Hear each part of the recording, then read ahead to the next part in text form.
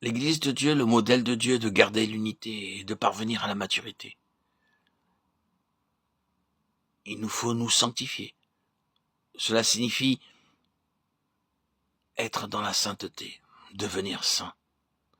Éphésiens 4, 24 dit justice et sainteté que produit la vérité. Dans d'autres traductions, il est dit sainteté qui n'est pas une illusion. Cela nous parle ici d'une vraie et réelle sainteté. La signification sous-jacente est qu'il existe une forme de fausse sainteté. Le verset 22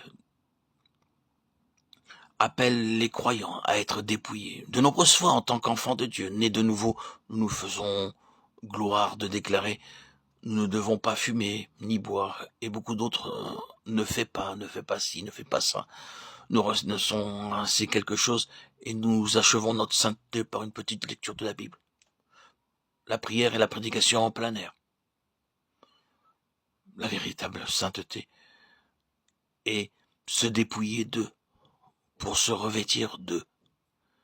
C'est pourquoi renoncer au mensonge et que chacun de vous parle selon la vérité à son prochain, car nous sommes membres les uns des autres. Éphésiens 4, 25.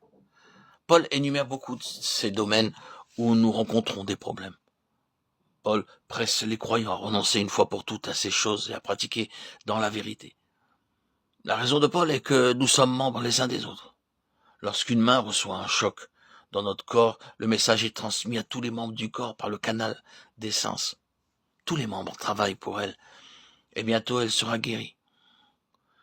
Beaucoup d'entre nous ont des ruptures dans leur vie spirituelle, mais nous ne l'exposons pas aux autres.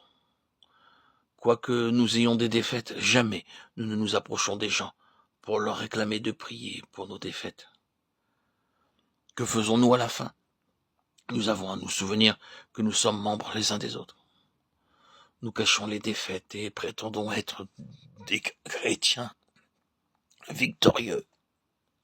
Personne ne connaît le combat intérieur, la sphère dans laquelle l'autre personne peut exercer un ministère pour nous.